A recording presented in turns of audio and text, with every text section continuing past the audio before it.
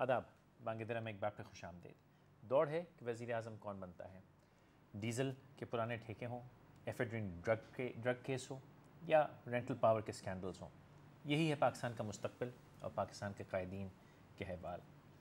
देखना ये है कि क्या पाकिस्तान के आने वाले वज़ीर आज़म और उनकी काबीना क्या कुछ फ़र्क कर सकेंगे, क्या कुछ बेहतरी कर सकेंगे, या वो भी जैसे कि वज़ीर आज़म फॉर्मर वज़ीर आज़म गिलानी साहब ने कहा था कि मेरी वफ़ादारी तो मेरे सदर के साथ है, मैं सदर के पीछे कमर पे छुरा नहीं घोंप सकता, मैं जेल जा सकता हूँ लेकिन फांसी नहीं चढ़ूँगा, कुछ भी हो मैं ख़त नहीं लिखूँगा। और वो वफ़ादारी निभाते निभाते अपने सदर, अपनी पार्टी के चेयरमैन, अपनी पार्टी से वफ़ादारी निभाते निभाते अपनी वज़ारत उज़्मा से हाथ धो बैठे, लेकिन पाकिस्तान से वफ़ादारी शायद उन्होंने कुछ भी ना की।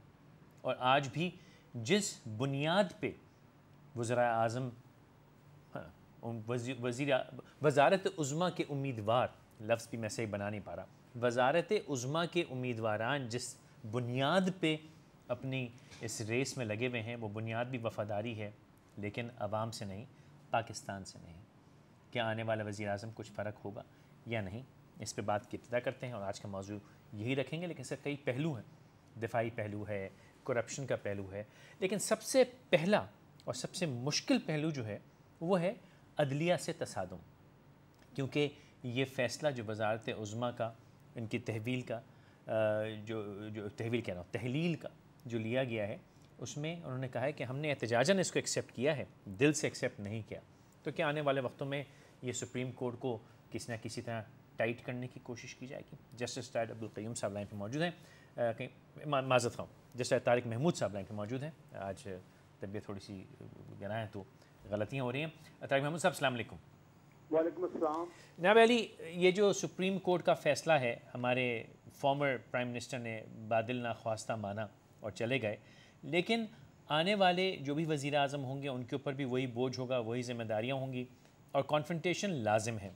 दो पहलू निकलते हैं कि या तो कॉन्फ्रंटेशन करके जियालापन करेंगे, या आप समझते हैं कि आने वाले वक्तों में कोई ऐसे कवानीन में तब्दीली की जाएगी कि सुप्रीम कोर्ट की पावर्स को कर्टेल किया जाए और सुप्रीम कोर्ट को इस बात से किसी न किसी तरह लीगली रोका जाए कि वो अगले वज़ीर आज़म को डिसमिस ना कर सके। आपको क्या लगता है किस तरफ जाएगी बात? देखिए, मैं बड़ी अजीबो गरीब सी बात करने लगा हूँ। हो सकता है आप सोच भी ना सके, तसव्वुर न कर सके मैं जो बात करने लगा हूँ। आपको किसने कह दिया ये जो 3 नाम आपने लिए कि जरूरी है प्राइम मिनिस्टर इसी में से होगा? गो के नॉमिनेशन पेपर दाखिल हो चुके हैं, वो डेट टाइम गुजर चुका है। मान लीजिए कल को ऐसा सीन आ जाता है कि कोई और आदमी प्राइम मिनिस्टर बन के बैठ जाता है, देखे ना 50% और उसकी डायनामिक्स क्या होंगी? नहीं, डायनामिक्स से बड़ी, अगर मिसाल के कल असेंबली में 50% प्लस वोट ना पड़े तो फिर तो आपको जो है ना किसी भी फर्द को, और अगर ये मैनेज हो गया, और जो मैं इस वक्त इस्लामाबाद में बैठा हूँ, यहाँ पर जो लू की बड़ी जबरदस्त हवाएं चल रही हैं, उसमें यहाँ तो पॉसिबल नजर आ रहा है। तो फिर जाहिर है ये तो सारे फारिग हैं। अगर 50% प्लस वोट ना मिले तो असेंबली तो डिसॉल्व हो जाएगी। तो हो सकता है कुछ चौथा हो और हो सकता है वो आप हो जाए। नहीं, अल्लाह ना करे कि मैं हूँ इतना इस वो सख्त बोझ में अल्लाह हर शख्स को बचाए, क्योंकि जिस हाल में वज़ीर आज़म आने वाला इस वज़ारत उज़्मा को लेगा, उसके ऊपर जो बोझ होंगे उन पे भी कुछ रोशनी डालिए कि क्या कोई मामूली शख्स, आम शख्स आप समझते हैं कि ज़िम्मेदारी उठा सकेगा? लेकिन उस पर मैं बाद में आता हूँ। ये जो आपने कहा कि लू की हवाएं चल रही हैं, किस किस्म की हवाएं देख रहे हैं? क्या आपको लगता है कि 50% की सिचुएशन इंजीनियर होगी, या खुद ब खुद आपको लगता है कि इतना इम्बैलेंस है कि हो नहीं पाएगा? फैसल साहब, मैंने इतनी बड़ी आपकी बात कह दी हिम्मत करके, अब ये अल्लाह खैर करे, मेरी भी पोजीशन अल्लाह खैर ही करे, लेकिन बात ये है कि इस पाकिस्तान में एक ही चीज तो सर्टन है, और वो अनसर्टनिटी, किसी वक्त कुछ भी हो सकता है। और अगर वो देखें 50% वोट नहीं मिलते, अगर इस किस्म की बात हो गई, तो फिर आप समझ लें कि अगला वजीर आजम जो है, हो सकता है उसका नाम भी बड़ी, और इस दिलचस्प बात है एक ही नाम गर्दिश कर रहा है, तो वो आ गया तो लेटर लिखा जाएगा, लेटर लिखने तो फिर कोई इशू नहीं रहेगा। वो नाम किसका गर्दिश कर रहा है? नहीं देखें ना, हम ऐसा तो ना करें मुझे बिल्कुल ही, क्योंकि मैं आपको बताऊं, मैं मीडिया वालों से बहुत सख्त करता हूं कि माफी चाहता हूं। ये तो अच्छा हुआ कि मीडिया वाले एक्सपोज हो गए। جتنی غیر ذمہ داری سے یہ کام کرتے ہیں اور لوگوں کی پگڑیاں اچھالتے ہیں. اب ایک لیٹسٹ, میں اپنی بات نہیں کروں گا, دوسروں کی بات نہیں, لیٹسٹ آپ کو ایک بتاؤں, یہ جو آپ نے 4-5 خواتین کے قتل کی خبریں چلا دی اور اس کے بعد سو موٹو ہو گیا اور پھر جناب کمیٹیاں بنی اور ہیلی کاپٹر لیے گئے اور وہاں کے کئی چکر لگے اور آخر میں وہ کہا کہ جی سارا غلط ہو گیا, تو کسی کی اکاؤنٹیبلٹی ہوئی؟ اکاؤنٹیبلٹی ہونی چاہیے. اس ملک میں اس وقت جو ہے میڈیا اتنا پاورفل ہے, جس کو چاہیں آپ عزت کر دیں. یعنی کہ آج کی کورٹ کی پروسیڈنگ میں بھی ایک بات کچھ ہوئی تھی اور جو ہے بڑے میڈیا والوں نے خامخواہ ایک آدمی کا نام لے کر ٹکر چلا دیے اور ذلیل کروا دیے. کون کس کس کو جا کے ایکسپلینیشن دیتا رہے گا؟ معذرت کے ساتھ اگر آپ گستاخی کر رہا ہوں, جس طرح ہم تمام ججوں کو ایک ہی لاٹھی سے نہیں ہانک سکتے, آپ تمام میڈیا اور اینکرز کو ایک لاٹھی سے نہ ہانکیے.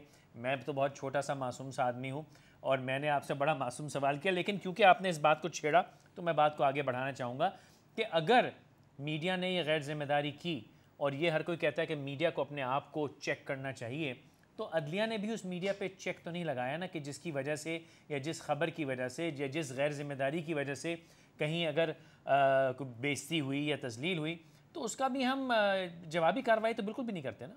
تو بات میں نے ٹھیک ہے, میں نے جن خواتین کا ذکر کیا اس میں ان دا فرسٹ پلیس میڈیا نے خبر اڑائی, انہوں نے سو موٹو لیٹس لیا اور جس وقت وہ بات غلط ثابت ہو گئی تو اس کو ڈسپوز آف کر دیا. تو میں جب یہ کہہ رہا ہوں کہ اکاؤنٹیبلٹی تو کسی کی نہیں ہوئی, تو میں تو کسی کو نہ ایکسکلوڈ کر رہا ہوں نہ انکلوڈ کر رہا ہوں. میں تو سوال نہیں, تو سوال میرا سوال یہی نا کہ جیسے جھوٹی گواہی کی سخت سزا ہے تو جھوٹی کیا کہتے ہیں, جھوٹی انفارمیشن کی بھی سخت سزا ہے. اگر جھوٹی ایک اور آپ کو حوالہ دے دوں مثال کے طور پر, یہ ایک چینل نے وہ جو ہے ایک چھ صاحبان کے بارے میں ایک گانا بنایا, ایک غزل لکھی اور ان کے شان میں زمین و آسمان ملا دیا اور ان کی فوٹویں چلتی رہی اور ہر ہفتے اور ہر آدھے گھنٹے اور گھنٹے بعد چلتا رہا. اور میں نے اسی چینل پر جو ہے اس کا جو موسٹ پاپولر جو ہے وہ تھا چینل ہے, اس کا جو موسٹ پاپولر جو پروگرام ہے وہیں پر بیٹھ کے سوال اٹھایا. تو بات یہ ہے کہ وہ بہت بری لگی اور پھر انہوں نے ادھر ادھر کی خبریں اڑانی شروع کر دی. تو گزارش یہ ہے کہ یہ آپ دیکھیں, یہ دنیا میں کہیں ہوا ہوگا کہ آپ سپریم کورٹ کے جج صاحبان کی تصویریں ہر آدھے گھنٹے بتائیں, پوری غزل کاری لکھتے اور ان کی شان میں زمین اور آسمان بنا لیں. یہ کنٹمپٹ آف کورٹ ہے, ٹھیک ہے نا. یہ آدمی سوچ کیسے سکتا ہے کہ آپ 16-17 جج صاحبان کی ہر آدھے گھنٹے بعد تصویریں دکھانا شروع کریں؟ کیا مقصد ہے ان چیزوں کا؟ میں تو سمجھنے سے قاصر ہوں. چلیے پھر جہاں سے بات کی میں نے ابتدا کی تھی, میں وہیں واپس لے کے چلتا ہوں. ہم ایک تقریباً ٹوٹل سٹیٹ آف کیوس کے اندر ہیں, اینرکی کے اندر ہیں, جس کا جہاں دل کر رہا ہے جس کو کر رہا ہے, جہاں جس پہ ہاتھ ڈال رہا ہے, اور کوئی چیک اینڈ بیلنس نہیں ہے. پنجاب اسمبلی کا عالم دیکھیے, جوتے مار رہے ہیں, بے ہوش ہو رہے ہیں, مار کٹ ہو رہی ہے, عدلیہ کے اوپر لوگ ہاتھ ڈال رہے ہیں, میڈیا آپس میں ایک دوسرے پہ لڑ رہا ہے, اور ہمارے وزیر اعظم اس حال میں ڈسمس کیے جا رہے ہیں. تو پھر آپ کیا سمجھتے ہیں کہ آنے والے ہفتے دنوں میں جو بھی وزیر اعظم ہو, چاہے یہ 3 ہو چاہے چوتھا ہو, کیا وہ کرٹیل کر سکے گا سچویشن کو, یا سچویشن فردر ڈیٹیریٹ ہوتی چلی آئے گی؟ نہیں, فردر تباہی کی طرف جا رہے ہیں. اور ایک بات کر دوں, اس سب میں ہم سب کا حصہ ہے کسی نہ کسی حد تک.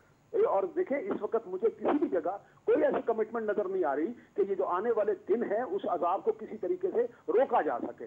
کسی چاہے وہ کوئی بھی کلیم کر رہا ہو, لیکن اس کو روکنے کی کوشش نہیں کی جا رہی. ورنہ جس ملک میں اتنے برے حالات ہوں جس کا آپ ذکر کر رہے ہیں, اور یہ درست بھی ہے, تو اس کم سے کم دیکھیں منیمم ایجنڈے پر تو متفق ہو سکتے ہیں نا.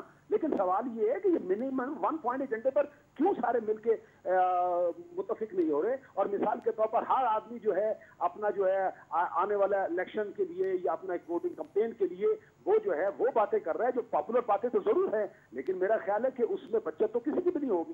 طاہر صاحب, آپ نے فرمایا کہ ایک ایجنڈا کامن نیشنل ایجنڈا تو ہے, لیکن بدقسمتی سے کامن نیشنل ایجنڈا جو ہے وہ لوٹ کا ہے. نہیں دیکھیں نا, اسی لیے میں کہہ رہا ہوں, دیکھیں نا ہر آدمی بشمول میرے, ہم بات تو کریٹیسائز کر رہے ہیں لیکن اپنے گریبان میں تو کوئی جھانکنے کے لیے تیار نہیں, کیونکہ ہر آدمی نے یہ سمجھا ہوا ہے کہ وہ یہ ہر آدمی سے میرے مراد یہ ہے کہ وہ لوگ جو کسی نہ کسی طریقے سے میٹر کرتے ہیں. کیونکہ پاکستان کے 60-70% لوگ وہ جو ہے جن کو روٹی کھانے کو نصیب میں نہیں ہے شام کی, تو ان کا کیا اس میں رول ہونا. لیکن گزارش یہ ہے کہ ہر آدمی جو ہے نا وہ اس برائی میں حصہ تو ڈال رہا ہے, چاہے انٹینشنلی ڈال رہا ہے یا انوسینٹلی ہے یا وہ استعمال تو ہو رہے ہیں چاہے کوئی مانے یا نہ مانے, انکلوڈنگ مائی ہمبل سیلف. میں اپنے آپ سے سٹارٹ کروں گا. باقی 70-75% جو بھوکے ننگے بیچارے ان کی تو بات ہی نہ کرے نا, ان کو تو کوئی موقع ہی نہیں ملا یہ سب کچھ کرنے کا. تو یہ انفارچونیٹ, میرا پوائنٹ بڑا سمپل ہے, جس کرائسس میں پاکستان پھنسا ہے, چاہے اکانومیکل ہو, چاہے بارڈر کی صورتحال ہو, چاہے امریکہ کی تھریٹ ہو, یا ادروائز جو انسٹیبلٹی ہے اینڈ آل دیٹ,